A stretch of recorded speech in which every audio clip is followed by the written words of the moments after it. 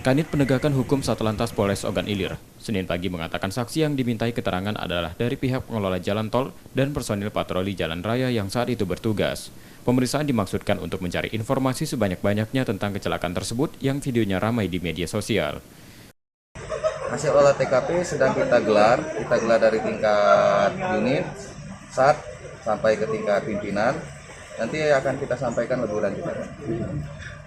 Kita sudah memeriksa saksi-saksi daripada pihak tol sendiri maupun daripada anggota yang menjadi bertugas di sana selaku PJR. Jadi sudah kita kumpulkan informasi selanjutnya akan kita gelarkan kembali, Pak. Jika terbukti kecelakaan terjadi karena kelalaian pengelola jalan tol, maka kasus kecelakaan bisa naik menjadi pidana berdasarkan Undang-Undang Nomor 22 Tahun 2009 tentang Lalu Lintas dan Angkutan Jalan. Amir Zanur Satria, Kompas TV, Ogan Ilir, Sumatera Selatan.